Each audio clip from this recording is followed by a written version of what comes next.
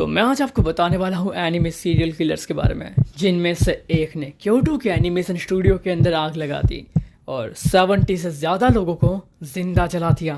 An animation studio in the Japanese city of Kyoto was set on fire on... We found 2 people on the ground floor, 11 on the second floor, 20... तो मेरा नाम है ताकि और मैं आप सबकी तरह एक नॉर्मल एनीमे फैन हूँ, लेकिन हमारे साथ कुछ ऐसे टॉक्सिक एनीमे फैंस होते हैं जो एनीमे से इंस्पायर्ड होकर मर्डर्स कर देते हैं। तो अगर आप भी डिस्टर्बिंग वीडियो से डरते हो तो आप यहीं पे वीडियो को स्किप कर सकते हो। एंड में यांद्रे कैरेक्टर यानी एक ऐसी लड़की जो किसी पर्सन से बहुत ज्यादा ऑब्सेस्ड होती है और वो उस पर्सन को अचीव करने के लिए किसी भी हद तक जा सकती है। इस लड़की का नाम है युका तकाओका। ये भी हमारी तरह एक सोशल मीडिया इन्फ्लुएंसर है और ये मोस्टली एनीमे गर्ल की कॉस्प्ले किया करती थी, जिसमें मोस्टली थी यांद्रे कैरेक्टर्स। और ये हर एक एनीमे फैंस के लिए एकदम नॉर्मल बात है एनीमे की कॉस्प्ले करना, उसके फोटो सोशल मीडिया पे अपलोड वगैरह करना। तो युका अपना हाई स्कूल कंप्लीट कर लेती है और उसके बाद कॉलेज ज्वाइन करती है, लेकिन उससे बीच में ही ड्रॉप आउट ले लेती है क्योंकि उसे हॉस्टेस क्लब के अंदर काम करना था। अभी हॉस्टेस क्लब क्या होता है मैं आपको बता देता हूँ। जापान के अंदर एक ऐसा क्लब होता है जहाँ पे बस लड़के जाते हैं और लड़कियाँ आपको ड्रिंक बना के देगी और आप उनके साथ फ्लर्ट वगैरह भी कर सकते हो। अभी इसमें भी 2 क्लब होते हैं, एक तो होस्ट क्लब और एक हॉस्टेस क्लब। हॉस्टेस क्लब के अंदर बस लड़कियां काम कर सकती है और होस्ट क्लब के अंदर बस लड़के। यहाँ तक युका वो सब कुछ कर रही थी जो वो करना चाहती थी और अच्छे खासे पैसा भी कमा रही थी और उसका सब कुछ बहुत बढ़िया चल रहा था। वो शिंजुकु सिटी के अंदर अपने क्लब के अंदर मस्त काम कर रही थी, सोशल मीडिया पे अपने फोटोज वगैरह डाल रही थी। लेकिन तभी उसकी नजर एक बॉयज क्लब के लड़के के ऊपर जाती है जिससे वो मिलती है और उसका नाम था फियोनिक्स लूना। और फियोनिक्स लड़कियों के अंदर बहुत ज्यादा फेमस था क्योंकि मोस्टली लड़कियां उसी के हाथ से ड्रिंक पीना प्रीफर करती थी। अभी युका को फियोनिक्स के ऊपर काइंड ऑफ क्रश आ गया था, लेकिन फियोनिक्स जो काम करता था वो युका के लिए एक परेशानी बन गई क्योंकि उसे डर था कि कोई फीमेल कस्टमर उसे ले ना जाए। एनीवेज यहाँ पे बस आप ड्रिंक पी सकते और कुछ नहीं कर सकते, तो वो सब मत सोचना। ओके, तो युका को जो है हमेशा डर रहता था कि फियोनिक्स जो है हाथ में से निकल ना जाए क्योंकि वो एक ऐसे बार के अंदर काम करता था जिसके अंदर बस लड़कियां आती है। लेकिन स्टिल वो दोनों रिलेशनशिप में आ जाते हैं। लेकिन युका फियोनिक्स की जॉब से बहुत ज्यादा इनसिक्योर फील करने लगे, इसीलिए वो फियोनिक्स को मंथली बुक करने लगे। हाँ, मतलब उसे बार के अंदर जाने की जरूरत नहीं है, वो सीधा 1 मंथ के लिए उसे बुक कर रही थी, जिसके लिए वो करीबन फियोनिक्स को $9,000 चार्ज कर रही थी। अब मैं आपको बता दूं कि ये इंडियन रुपीस के अंदर करीबन 6 to 7 लाख रुपीस होता है। मतलब कि भाई कहाँ मिलती है ऐसी लड़कियां। यहाँ तक सब कुछ नॉर्मल चल रहा था, तभी युका फियोनिक्स को कॉल करती है और उसे बोलती है कि मुझे अपने अपार्टमेंट साफ करने के लिए तुम्हारी मदद चाहिए। फियोनिक्स वहाँ पे आता है और वहाँ आने के बाद सबसे पहले उसे कहता है कि मैं तुम्हारी मदद करता हूँ, पहले मैं जो है शावर लेके आ जाऊँ। फिर वो नहाने के लिए बाथ के अंदर जाता है। तभी नॉर्मली युका फियोनिक्स का फोन चेक कर रही थी, लेकिन तभी वो उसके फोन के अंदर फियोनिक्स का किसी और लड़के के साथ फोटो देखती है और वो देखती है कि वो उसके साथ किस वगैरह कर रहा है और वो लड़की जो है किसी बार वगैरह में या उसकी दोस्त भी नहीं थी। हालांकि फियोनिक्स ऐसा नहीं कर सकता था क्योंकि वो इवन कस्टमर को भी अटेंड नहीं कर सकता था क्योंकि उसने उसे 1 महीने के लिए बुक किया था। और दूसरी बात यह कि वो दोनों रिलेशनशिप में थे। तो युका गुस्सा होकर अपने रूम के अंदर जाके सो जाती है और बाद में फियोनिक्स भी आके देखता है कि युका सोई हुई है, तो वो भी उसके बाजू में आके सो जाता है। लेकिन उसके कुछ देर बाद फियोनिक्स को अपने पेट के अंदर दर्द हो रहा था, तो वो उठता है और देखता है कि युका उसके ऊपर बैठी हुई है और उसने चाकू से उसके पेट में स्टैब कर दिया है। अब फियोनिक्स को कुछ समझ नहीं आता तो वो उसे धक्का देता है और भागते हुए लिफ्ट के अंदर चला जाता है। हालांकि युका ने उसके पेट में लीवर साइड के ऊपर स्टैब किया था, जिससे उसका काफी ज्यादा ब्लड लिफ्ट में ही ड्रेन हो जाता है और वो लिफ्ट के बाहर आके इसी वजह से बेहोश हो जाता है। और तभी वो देखता है कि युका भी उसके बाजू में बैठी है। वो एक सिगरेट पी रही थी और उसके हाथ में स्टील चाकू था और वो फियोनिक्स के मरने का इंतजार कर रही थी। अपार्टमेंट में कोई भी पर्सन उसे बचाने के लिए नहीं जाता क्योंकि वो सब डर रहे थे कि वो उसे बचाने के लिए जाएंगे और युका उन सबको भी स्टैब कर देगी। इसीलिए वो सीधे पुलिस को कॉल करते हैं। पुलिस आती है और वो देखती है कि फियोनिक्स वहाँ पे बेहोश पड़ा है, हर जगह से खून फैला हुआ है और युका वहाँ पे हंसते हुए सिगरेट पी रही थी। अब कोई नॉर्मल पर्सन बिल्कुल भी ऐसा करेगा नहीं क्योंकि वो फ्रस्ट्रेशन के अंदर आके भी कोई इतना बड़ा कदम नहीं उठा सकता। युका लिटरली फियोनिक्स के लिए मेंटली इल थी और युका ने एनीमे यांद्रे गर्ल से इंस्पिरेशन लेके फिनिक्स को मार दिया। हालांकि फिनिक्स मरा नहीं था, तो ये क्यूट सी दिखने वाली लड़की ने एक पर्सन को लिटरली चाकू से स्टैब कर दिया, लेकिन वहाँ के लोग यूका को बहुत ज्यादा सपोर्ट कर रहे थे और वो कह रहे थे कि यूका काफी ज्यादा क्यूट है और उसने जो भी किया वो बिल्कुल सही किया। Even though yucca anime fans के अंदर हद से ज्यादा फेमस हो गई थी, वहाँ पे यूका को बचाने के लिए फंड्स जमा होना शुरू हो गए थे। लिटरली वो सोशल मीडिया के ऊपर ट्रेंड होना शुरू हो गई थी और उसके फैंस ने करीबन $3,800 जितना जमा भी कर लिया था। 5 दिसंबर 2019 जापानीज कोर्ट यूका को जो है 20 साल की सजा सुनाने वाला था, लेकिन क्योंकि फिनिक्स अभी बच चुका था और फिनिक्स ने खुद भी कोर्ट से रिक्वेस्ट किया कि आप उसे इतनी ज्यादा सजा मत दो, तो इन्हीं बातों को ध्यान में लेते हुए उसकी सजा 20 साल से 3.5 साल की हो गई। हालांकि फिनिक्स ने जो किया वो बहुत ज्यादा गलत किया। यूका लिटरली उससे $9,000 दे रही थी, स्टिल वो किसी और लड़की के साथ चीट कर रहा था। हालांकि यूका ने गलत ऑप्शन चूज किया, वो उसे एक मुक्का मार के सारे पैसे निकलवा सकती थी और ब्रेकअप कर लेती, लेकिन कोई नहीं। हालांकि बाद में जब कोर्ट ने यूका से पूछा कि तुमने ये सब क्यों किया, तो उसने बताया कि मैं फिनिक्स के मरने का इंतजार कर रही थी और जब वो मर जाता तब मैं भी खुद को मार देती और नेक्स्ट लाइफ के अंदर हम दोनों साथ में होते। तो यांद्र कैरेक्टर्स का गलत इम्पैक्ट उसके ऊपर पड़ा और उसका पूरा थिंकिंग ही चेंज हो गया।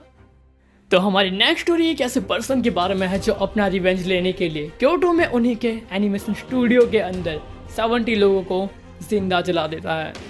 ये कहानी एक ऐसे पर्सन के बारे में है जिसका नाम है सिंजी को। सिंजी को जब छोटा था तो उसके पेरेंट्स का डिवोर्स हो गया था, जिसके कारण वो अपने बड़े भाई और अपने पापा के साथ रहता था।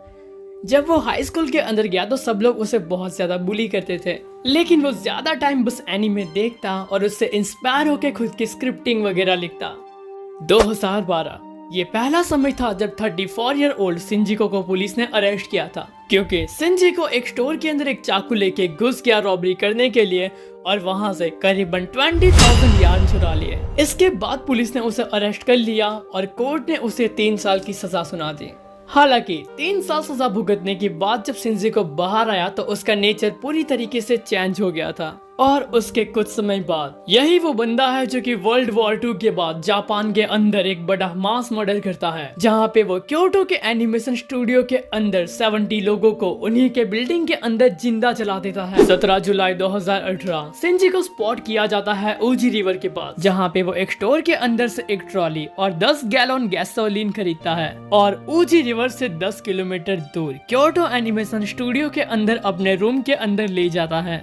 और अगले दिन 18 जुलाई सुबह 10:31 के ऊपर क्योटो एनिमेशन स्टूडियो के अंदर एक बड़ा धमाका होता है जो कि सिंजिको ने किया था। वो गैसोलीन को ट्रॉली के ऊपर रख के एनिमेशन स्टूडियो के अंदर ले गया और रूम के अंदर जाके वहाँ पे हर जगह पे गैसोलीन छिड़कना शुरू कर दिया और बड़े बड़े सॉफ्टवेयर पे भी, जिसके कारण एक बड़ा धमाका तो हुआ ही, लेकिन उससे पहले वहाँ पे जितने भी एनिमेटर वर्कर्स थे जो भी काम कर रहे थे उन सब के ऊपर गैसोलीन छिड़क दिया और इवन खुद के ऊपर भी। और बाकी एक्सेसरीज की वजह से वहाँ पे इतना बड़ा धमाका होता है कि पूरे बिल्डिंग के अंदर एक बड़ी सी आग लग जाती है, जिसके कारण वहाँ का हर एक वर्कर इधर उधर भागने लगता है खुद की जान बचाने के लिए। जब तक पुलिस आई तब तक काफी ज्यादा देर हो चुकी थी, क्योंकि वहाँ पे ऑलरेडी 32 लोग मारे गए थे। उन 32 लोगों की बॉडी पूरी तरीके से जल चुकी थी और वो लोग इधर उधर जलते हुए बिल्डिंग में से भाग रहे थे। लिटरली 32 लोग मारे गए